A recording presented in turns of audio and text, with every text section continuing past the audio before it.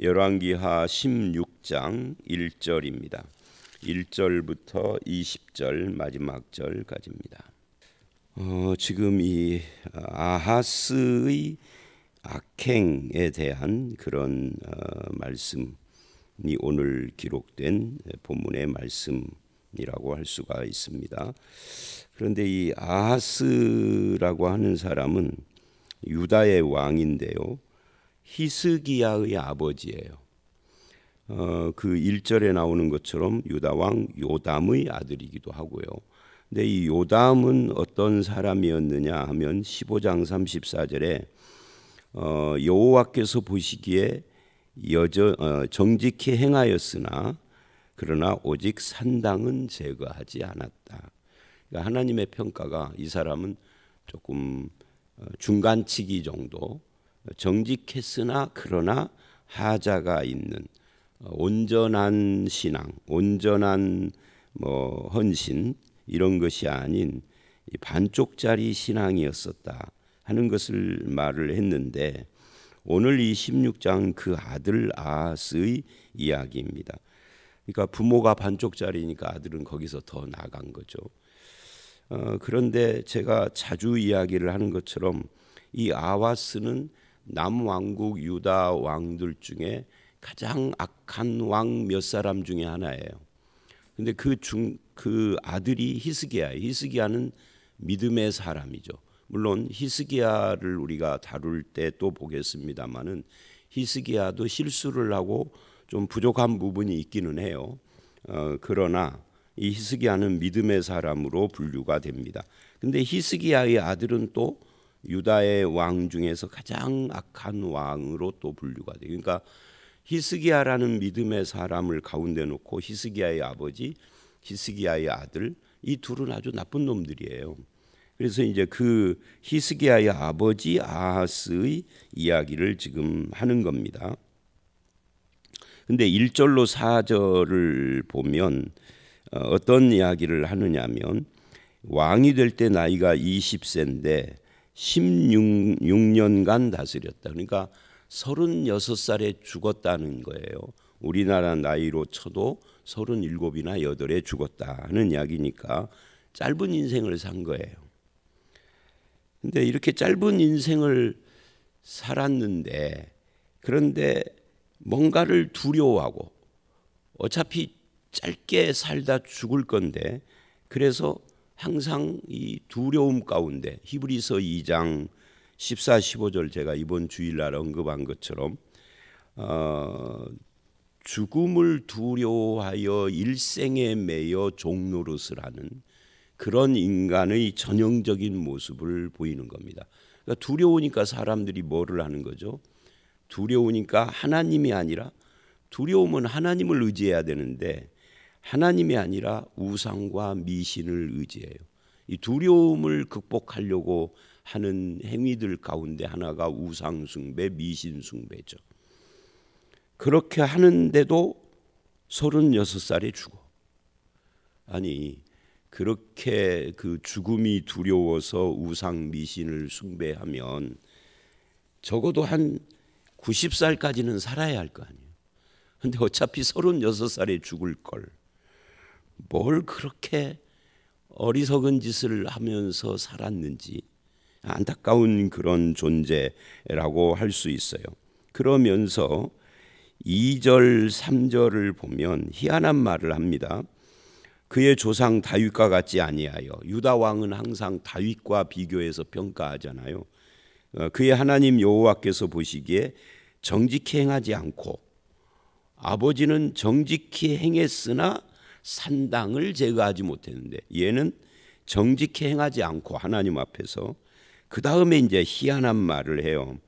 이스라엘의 여러 왕의 길로 행하며, 그러니까 남왕국 유다 왕은 그를 평가할 때 다윗과 비교해서 평가하는 것인데, 얘는 이스라엘 여러 왕의 길로 행했다. 왜 갑자기 이스라엘 왕이 여기에서 나와요?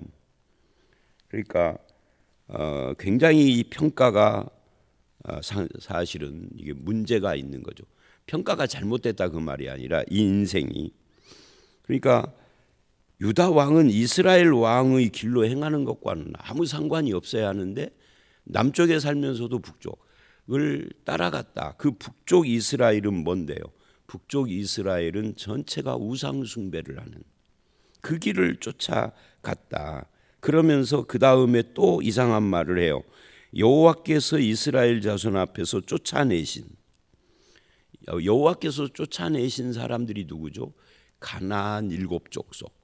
그러니까 여호수아가 가나안 땅을 정복할 때 거기에 살았던 그 이방, 그들의 그 우상을 쫓아 이방 사람의 가증한 일을 따라 그래요. 그 가증한 일이 뭐예요? 우상 숭배인데 그 우상 숭배 중에서도 아주 극악한 우상 숭배가 바로 인신제사. 근데 여기서는 아들을 불 가운데로 지나가게 하며, 이 지나가게 했으니까 태워서 죽였는지 그냥 지나만 갔는지 그것에 대해서 애매모호하잖아요. 근데 이 표현은 그냥 뭐 예를 들면 바닷가에다가 모닥불 피워놓고 그 모닥불을 훌쩍 뛰어넘었다. 그게 뭐가 문제가 되겠어요? 그러니까 이것은 단순히 불을 훌쩍 뛰어넘었다 이게 아니라 이 불로 태워드리는 인신제사일 가능성이 많아요. 그리고 이 인신제사, 이것은 하나님께서 가장 극악한 죄로 가장 싫어하는 우상숭배였죠. 근데 이 아하스는 그것을 행해요. 그러니까 이스라엘의 왕들을 따라서 유다 왕이 산 것도 그렇지만 이방의 가장 가증한 우상숭배를 따라서 행했다. 누가 뭐 강요한 것도 아니에요. 자기 스스로 그랬다 하는 거죠. 그래서 이 모든 것은 15장 35절이 말하는 그 아버지가 산당을 제거하지 않았다 그랬는데 이 산당에서 저지르는 이스라엘 백성들의 우상 숭배를 묵인해준 결과 그 후대에는 왕이 스스로 앞장서서 그 우상을 숭배하고 있는 모습으로 발전된 거죠. 근데 이 아하스는 그러면 하나님을 예배하지 않았을까? 아니죠. 이스라엘의 우상 숭배는 우리들과는 좀 다른 특징이 있어요. 한국 사람이 우상을 숭배하고 미신을 숭배하는 사람이다. 그러면 기독교인이 아니겠죠. 그냥 오직 그것만. 근데 이스라엘에서 이 우상 숭배는 그런 것이 아니라 기본적으로 하나님을 예배해요. 뒤에 보면은 뭐 무슨 아침 제사, 저녁 제사 이런 거 나오고 백성들의 번제, 왕의 번제 이런 말이 나오잖아요. 그러니까 하나님을 예배했다 그 말이죠. 제사를 했다. 하나님을 예배하고 그리고 또 우상 숭배도 하고, 이걸 뭐라고 그러죠? 혼합주의다. 그런데 한 10여 년 전부터 그 우리나라의 어떤 통계나 또는 무슨 인터뷰나 이런 것 속에 한국 개신교인들, 뭐 천주교는 모르겠어요. 천주교는 뭐 애초부터 뭐 조상 숭배도 하고 다 하니까, 할 짓 다 하니까. 근데 개신교인들의 일부가 점집을 드나들고 뭐 무당을 찾고 뭐 별짓을 다 하고 이런 자들이 분들 말고 있다 하는 그런 보도와 그런 발표들이 있었습니다. 그거 어떻게 하느냐? 점쟁이나 무당들에게 물어보니까 우리 단골 손님 중에 서부중앙교회 권사도 있어요. 이런다 그 말이죠. 이거를 혼합주의라고 하는 겁니다. 그러니까 이런 거죠. 혼합주의라는 것이 좋은 건 다 하는 거죠. 뭐 어때? 이러는 거죠. 뭐 어때? 다 이런 거 하는 거지. 이런 식으로 분별력이 하나도 없다. 그러나 하나님은 우리에게 어떤 신앙을 요구해요? 이것도 좋고 저것도 좋은 신앙이 아니라 온전한 신앙. 반쪽짜리 신앙도 아니고 혼합된 신앙도 아니고 온전한 신앙을 요구합니다. 그런데 우리는 하나님 앞에서 온전한 신앙으로 안 살고 하나님이 내 기도 안 들어줬다는 원망만 해. 언제 온전하게 믿어봤간? 한 번도 온전하게 제대로 믿어보지도 않고 내 문제 해결 안 해준다고만 불평하는 우리들의 모습이 얼마나 어리석은지 이 아하스가 그렇다고 말이에요. 자식은 우상에게 바치고 자기는 주일날이면 교회 가고 이렇게 하는 것이 한국 기독교인들을 닮았다. 그래서 한국 기독교가 언제부터 자식들은 주일날 안 와. 왜 아드님은 따님은 저 고등학생이라 공부해. 이 공부 우상에다 다 바쳐놓고 고등학교 졸업하고 대학 가면은 머리가 커서 안 와. 습관돼 가지고 교회 오는 것이 불편해. 그런 교인들이 굉장히 많아졌어요. 우리 교회, 네 교회 할 것 없이 다. 우상이라는 것이 불상이나 뭐 이런 것만 우상 숭배는 아니에요. 내 자식의 영혼을 뺏어가는 것은 우상 숭배죠. 내 영혼도 마찬가지고. 그런 상황 속에 있는데 이 혼합주의가 우리들을 지배하고 있다. 아하스만이 아니라. 그래서 4절 또 산당들과 작은 산 위와 모든 푸른 나무 아래에서 제사드리며 분향하였더라. 그러니까 아버지의 그 산당 제거하지 않은 것이 아들에게 이렇게 아버지는 그냥 제거만 않고 놔두고 자기는 거기 가서 뭘 안 했어요. 근데 아들 때에는 아버지가 내버려 뒀으니까 이건 괜찮은 걸 거야 하고 가서 거기서 별짓을 다 하는 거죠.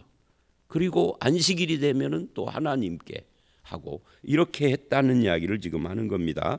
그래서 1절로 4절까지를 보면서 1절로 4절에서 가장 중요한 것은 이 혼합주의적 신앙 우리에게는 없는가 하는 것을 살펴봐야 합니다.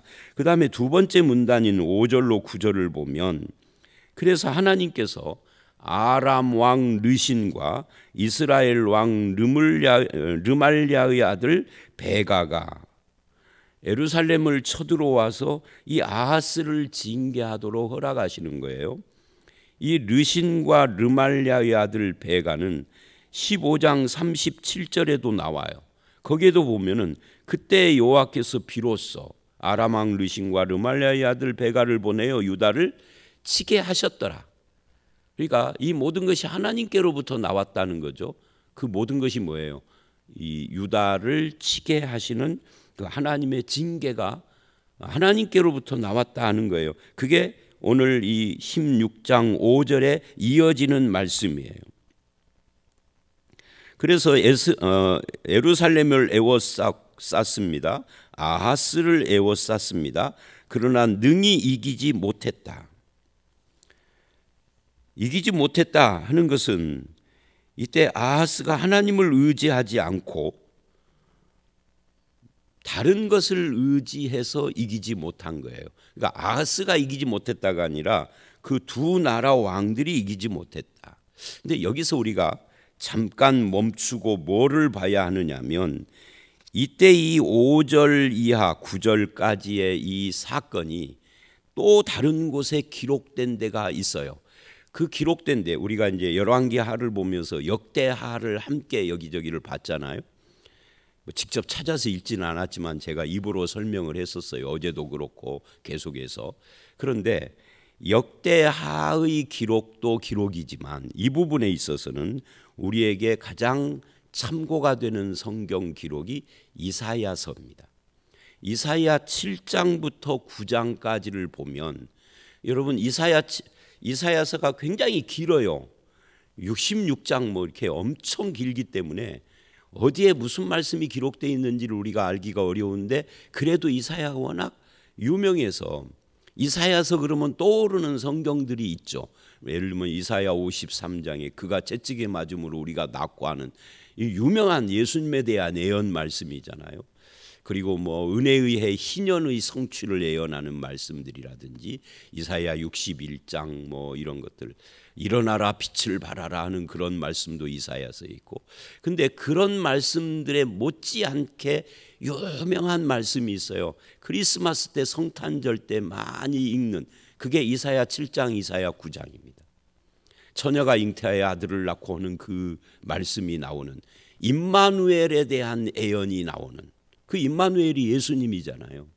그게 7장과 9장인데 그 이사야 7장을 보면 바로 오늘 본문의 이 사건 아람 왕과 북왕국 그 베가가 쳐들어온 이때의 사건을 이렇게 기록을 합니다. 이게 쳐들어와서 포위를 하니까 지금 얼마나 두려워요. 그런데 그때 하나님께서 이사야 선지자를 왕 이 아하스에게 보내요. 그러니까 하나님이 르신과 베가를 보내 유다를 치게 하시기도 했지만 한편 유다에게는 선지자를 보내서 야, 네가 지금 이 두 나라의 그 침략을 막아낼 힘이 없잖아. 그런데 내가 지켜줄 테니까 너는 딱 한 가지만 해라. 뭐를 요구했느냐면 기도해라. 하나님께 구하라 그래요. 아니 그걸 안 할 필요도 없고 못할 이유도 없죠. 아 그래? 하나님께서 우리를 구원해 주시는데 딱 한 가지 기도만 하라고? 알았어. 나 지금 가서 교회 가가지고서 잠깐 내가 원래 예수 잘 안 믿어. 나 우상도 숭배하고 주일날은 가서 졸고 앉아 있고 와. 그런데 나라를 구해 준다는데 30분까지는 내가 기도할 실력이 안 돼. 5분 기도할게. 와서 앉아서 5분 눈 감고 있는데 뭐가 어려워요. 여러분 같으면 한 5분만 3분만 기도하면 내가 너네 가정을 지켜줄게. 이 어려움에서 살려줄게. 그러면 하겠어요 안 하겠어요? 3분이 아니라 3시간도 하지. 하나님이 직접 그렇게 말씀을 하셨으니. 근데 이 아하스가요 끝까지 거절을. 나는 하나님께 구하지 않겠다. 그러니까 이사야가 구하지 않겠다 하는 아하스 앞에 네가 구하지 않아도 하나님이 나를 통해서 너에게 전하라는 말씀이 있어 들어봐 하고는 그 처녀가 잉태하여 아들을 낳는 임마누엘 이야기를 합니다. 근데 이사야 시대 이 열왕기하 16장 이 시대부터 예수님이 임마누엘로 올 때까지는 몇 년 정도의 갭이 있느냐면 약 800년, 700 몇십 년 정도의 갭이 있어요. 700 몇십 년. 그러니까 700 몇십 년 후에 오실 예수님이 지금 당장 적군이 쳐들어와서 나를 에워싸고 있는데 무슨 관계가 있겠어요? 아무 관계가 없어 보이잖아요. 근데 이게 아주 중요한 것이 뭐냐면 예수님이 오실 거야 이 말은 무슨 말이에요? 예수님이 오시는데 어디를 통해서 오죠? 다윗의 후손으로 올 거 아니에요. 그럼 다윗의 후손으로 오려면 다윗의 후손인 이 다윗의 왕가를 보존을 해야 올 거 아니에요. 그러니까 결국은 예수 그리스도가 태어나는 임마누엘 처녀가 잉태하는 이것이 이루어지려면 지금 너를 지켜줄 것이다. 그 말을 하는 건데 문제는 아하스는 끝까지 하나님께 구하지 않겠다고 안 해요 기도를. 그래서 왜? 아니 교회 가가지고서 한 3분 눈 감고 있으라는데 그것도 못해. 왜 안 하느냐?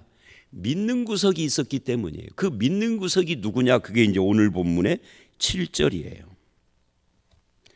아하스가 아수르 왕 디글랏빌레셀에게 사자를 보내 이르되 나는 왕의 신복이요 왕의 아들이라. 완전히 비굴한 거죠. 우리나라 조선 왕이 청나라에 가가지고서 나는 청나라 황제의 종입니다 하는 거고 똑같은 거죠. 이르되 그렇게 나는 왕의 아들이라.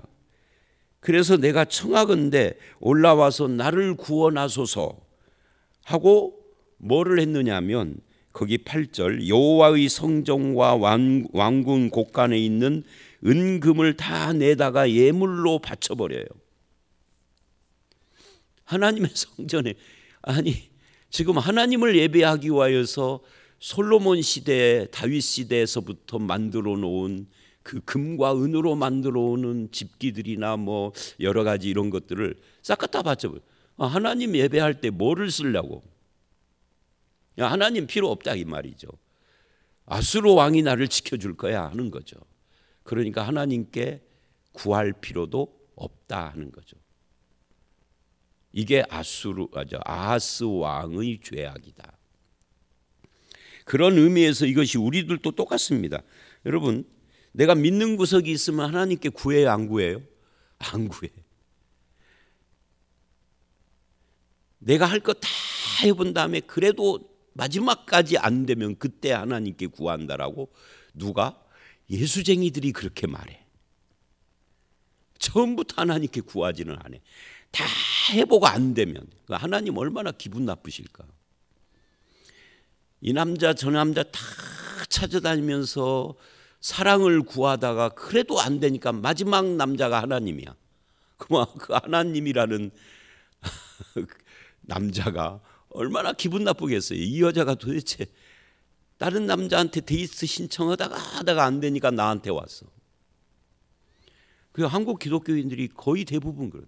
구하다 안 되면 최후의 수단으로. 아니요. 처음부터 하나님께 구해야지. 그게 신앙이지. 아하스는 안 그랬다는 이야기예요. 빌레셋, 이 디글랏 빌레셋 아수르 왕이 나를 구해줄 것이다라는 이 믿음이 있어서 그래요. 근데 그건 믿음이 아닌 거죠. 그래서 이제 아수르 왕에게 구함을 받습니다. 그러나 무슨 문제가 생기느냐면 아수르가 북왕국을 와서 쳐요. 그래서 그것이 시작이 돼가지고 북왕국 이스라엘이 멸망을 합니다. 자기 동족 이스라엘이 물론 나라가 지금 분리는 됐지만 형제잖아요. 이스라엘 그러면 12지파니까 그중에 10지파가 북왕국이잖아요. 그 동족이 아수르에게 멸망하는 이 어떤 단초를 제공을 한 것이 남왕국의 아하스다. 이게 얼마나 큰 비극입니까? 물론 그것조차도 하나님의 심판하시는 뜻이 있지만 그러나 개인적으로 이 아하스는 잘못을 했다 그 말이에요. 승리를 했어요. 그러나 이 승리는 하나님을 의지해서 믿음으로 얻은 승리가 아니었다라는데 문제가 있고 이후로 북왕국이 아수르에게 멸망하는 것도 멸망하는 거지만 9절을 보면 아수르 왕이 그 청을 듣고 와서 다메섹을 쳐서 점령하고 이 다메섹은 아람이에요. 아람이 이스라엘을 침략을 했으니까 그 다메섹을 치면은 아람 왕이 뜨거라 뒤에서 지금 적군이 오니까 유다를 침략했던 걸 풀고 돌아갈 거 아니에요. 그래서 유다가 해방이 되는 건데 문제는 다메섹을 점령을 하고 그 백성을 사로잡아가고 르신도 죽였고 그런데 이때부터 아하스는 이제 전적으로 이 사건 이전에도 하나님을 잘 안 믿었지만 믿는 척만 했지만 이제부터는 더 전적으로 뭐예요? 하나님이 아니라 아수르를 믿어요. 아수르를 믿고 그리고 더 희한한 일이 일어나요. 그게 뭐냐? 10절 이하의 말씀입니다. 10절로 18절. 아니 오늘 말씀 20절까지 전체는 이제 그 이후의 영향에 대한 이야기를 하는 건데 아하스는 더욱 이방의 영향을 더 많이 받아서 하나님을 떠나고 점점 더 악한 자가 되어가는 겁니다. 결국 이제 그 구체적인 내용을 언급하기 전에 우리가 승리했습니다. 성공했습니다. 출세했습니다. 문제가 해결됐습니다. 그런데 그것이 항상 하나님 앞에 선한 것이고 하나님의 뜻이고 하나님 앞에 복된 것인가 하는 것은 의문으로 남습니다. 아하스가 승리하지 못했다면 성공하지 못했고 문제 해결이 안 됐더라면 어쩌면 가정을 해보는 거예요. 아수르를 의지해도 안 되는구나. 그러면 하나님께 기도해야 되겠다 했을 텐데 그것도 하나님이 좀 기분 나쁘지만 어쨌든 하나님께 기도해. 그런데 하나님께 기도하기 전에 아수르를 의지해서 승리해버렸어. 문제가 해결돼 버렸어. 그러니 이게 복이 아니라 저주가 된 거예요. 그래서 문제 해결이 항상 축복은 아닙니다. 문제 해결을 통하여서 내가 얻은 것이 뭐냐 하는 것을 잘 짚어봐야 돼요. 승리와 성공이 항상 축복은 아니다. 하나님 보시기에 선한 것이 아니다 하는 것을 우리는 이 사건을 통해서 알게 되죠. 그래서 10절 이하를 보면 이 일을 계기로 해서 하나님이 아닌 아수르를 더욱 의지해서 승리한 이것 때문에 아하스는 아수르에게 온통 마음을 뺏겨요. 그래서 이제 이사야 7장부터 17장이 아하스하고 관계되는 그 시대 이야기인데 바로 그거를 지적을 합니다. 그리고 이제 이제 승리한 뒤에 아하스가 아수르 왕에게 고맙잖아요. 그래서 아수르 왕을 만나러 다메섹으로 가요. 이 다메섹은 아수르가 아니죠. 아수르가 침략해서 점령한 아람이죠. 이 아람은 오늘날로 말하면 시리아예요. 다메섹은 다마스쿠스고. 근데 거기로 이제 아람 왕을 죽이고 점령을 한 그 정복자인 아수르 왕을 만나러 남왕국 왕이 만나러 갔다가 거기서 이제 문제가 생겨요. 무슨 문제가 생기느냐면 아수르에게 멸망한 아람의 수도 다메섹에서 우상의 제단을 봐요. 이게 참 희한한 일이 일어난 거예요. 승리한 나라인 아수르의 우상이 아니라 패망한 나라인 다메섹의 우상을 보고 반해버렸어. 누가? 유다 왕이. 뭘 반했느냐 하면은 이런 거예요. 아니 우리나라에 있는 예루살렘에 있는 하나님 성전은 솔로몬이 황금으로 지었지만 와서 다메섹에 있는 우상 성전을 보니까 성전이 아니라 그건 신전이라고 해야 돼. 우리나라에 있는 하나님 성전보다 엄청나게 큰 거예요. 어마어마한 거죠. 예를 들면 우리나라의 경복궁 가서 구경 오고 와 했던 사람이 중국의 자금성을 간 뒤에 입을 다물 수가 없어. 경복궁은 이건 그냥 세 발의 피야. 반해버린 거예요. 그 우상 제단에. 그리고는 어떤 생각을 하느냐면 이 다메섹의 우상 제단을 그대로 우리나라의 그 예루살렘의 성전에다가 좀 옮겨놓고 싶다. 우리 교회도 이렇게 좀 크게 다시 짓고 싶다. 이런 생각을 한 거예요. 서부중앙교회 처음 이 예배당 지어놓고 사람들이 너무너무 행복해했어요. 야 이제 우리도 그 조그마한 그 예배당에 있었잖아요. 근데 이거 지어놓고 그런데 어느 날 아들이 서울에서 다닌다는 교회를 갔더니 이 서부중앙교회 이 예배당은 학고방이야.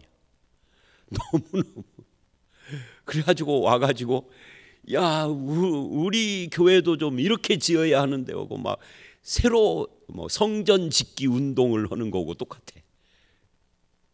그래가지고 어떻게 하느냐면 이 아하스가 그 제단을 보고 온 제단을 그 12절을 보면 다메섹에서 돌아와 제단을 보고 제단 앞에 나아가 그 위에 제사를 드리되 뭐면서 제단 드리는 이야기를 쭉 하고 그리고는 그것을 그 돌아오기 전에 제사장인 우리야에게 구조와 10절 11절을 보면 그 우상 제단의 구조와 제도와 양식을 그려서 보내. 먼저 내가 돌아가기 전까지 이거를 그대로 여호와의 성전에다가 만들어 놔라. 그러니까 여호와의 성전 안에 우상 제단이 생긴 거죠. 그것도 하나님께 드리는 그 번제단, 놋제단보다 몇 배나 크게. 그리고 돌아와서 거기다가 제사를 지금 하는 겁니다. 근데 제사를 지내면서 보니까 이게 뭔가 안 어울려. 그래서 이 여호와께 드리는 놋제단 이게 볼품이 없고 이 두 개를 해놓으니까 안 어울린다. 여호와께 드리는 놋제단 치워버려라. 치워버리고 거기다 우상제단을 해놨어요. 여러분이 여호와께 드리는 이 놋제단이 백성들이든 왕이든 하나님을 믿는 사람이 여기서 번제를 드리고 속죄를 받고 헌신을 다짐하고 하나님과 교통하는 곳이잖아요. 성전 지성소 안에는 제사장이나 제사장, 대제사장 말고는 못 들어가니까 일반 백성은 그거예요. 근데 그거를 치워버리고 우상제단만 남겨놓은 거예요. 그것만 했까니요. 17절을 보면 물두멍의 받침에 옆판을 띄어내고 그 물두멍도 옮겨버렸어요. 놋바다도 옮겨버리고. 성전 뜰에 둘이 있었잖아요. 물두멍과 놋바다. 놋바다는 이제 좀 큰 걸 말하는 거고 다 옮겨버렸어요. 그리고 낭실과 뭐 이런 것도 다 옮겨버렸어요.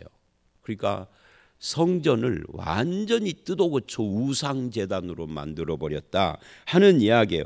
아하스라는 사람의 사람 됨됨이를 엿보게 하는 사건이죠. 모든 것에 오픈된 사람. 이것도 좋고 저것도 좋고. 근데 어느 것이 더 좋다? 웅대하고 크면 더 좋다 이거예요. 화려하면 더 좋다. 이게 아하스의 마음인 겁니다. 그래서 하나님께서 이걸 이제 싫어한 거예요. 자기를 친 아람 왕의 신들이 이제 유다의 신이 돼버리는 그런 이상한 종교를 바꿔버리는 그런 사건이 일어나고, 이 역대하 28장 22절 이하를 보면 아하스가 이 우상 숭배를 하면서 뭐라고 하느냐면, 그 우상의 제단 앞에서 그 우상 신에게 나를 돕게 하리라 이래요. 하나님이 아니라 우상이 나를 돕게 하리라. 나를 돕는 기준이 우상인 거죠. 근데 이게 얼마나 어리석으냐면, 그 우상은 자기를 믿는 이 아람을 돕지도 못했어. 그랬는데도 이런 짓을 하는 거예요. 그리고 또 한 가지, 이제 시간이 됐지만 넘었지만, 이 제사장 우리아라는 사람도 아주 웃기는 짬뽕인 거죠. 왕이 그걸 허락을 했다고 해서 성전의 제사장이 성전의 하나님 제단을 없애버리고 거기다 우상 제단을 세우는 그런 어리석은 짓을 해요. 그래서 왕이나 이 시대의 제사장이나 다 똑같이 크고 화려하고 그 화려한 겉모습에만 매료돼서 하나님을 바꿔버렸다, 신을 바꿔버렸다 하는 것을 우리는 알 수가 있습니다. 자, 그러면 우리는 하나님을 섬길 때 정말 하나님의 말씀을 따라서 제대로 바르게 섬기는가? 그렇지 않는가? 우리의 마음은 온전한가? 하는 것을 한번 되새겨 봐야 합니다. 뭐든지 화려하고 크고 거대한 그런 것은 다 좋은 거야 하는 그런 사상에 물들어 있지는 않은지, 또 세상의 풍속과 습관을 교회 안에 데리고 들어와서 그것을 섬기면서 하나님을 믿는다 하지는 않는지, 이런 것들을 다 점검을 해봐야 되고, 특별히 하나님이 불쌍히 여기셔서 구하라라고 했는데 구하지 않는 이 아하스, 이것도 우리에게 큰 도전이 됩니다. 새벽마다 나와서 하나님께 구하는 여러분들하고는 좀 다르죠. 그러나 어떤 사람은 그걸 안 한다 하는 이야기예요. 하나님께 절대 구하지 않아요. 저와 여러분의 삶이 하나님 앞에서 온전한 신앙, 하나님께 엎드리는 신앙으로 하나님께 영광 돌리고 하나님의 은혜 가운데 사시는 저와 여러분들이 다 되시기를 주의 이름으로 축원합니다. 함께 기도하겠습니다. 하나님, 이 아하스를 보면서 그 혼합신앙, 온전하지 않은 신앙, 점점 더 이방화되어가는 악한 자의 모습을 우리가 봅니다. 아버지 하나님, 승리하고 성공하고 문제가 해결되는 것이 다 축복이 아닌 것도 우리가 이 본문을 통하여서 살펴봤습니다. 우리로 하여금 우리의 마음이 하나님을 향하게 하시고 하나님께 구하는 삶, 비록 초라하지만 그 세상의 것처럼 화려하거나 거대하지는 않지만 순전한 믿음을 가지고 하나님께 나아가는 그런 신앙으로 주님 살아갈 수 있도록 우리를 인도해 주시옵소서. 나를 돕고 내 문제를 해결해 준다면 뭐든지 섬기는 어리석은 자가 되지 않게 하시고, 말씀을 통하여서 온전한 하나님 신앙으로 무장되는 우리 모두가 되기를 간절히 바라올 때 예수님 이름으로 기도드려 싸움나이다. 아멘.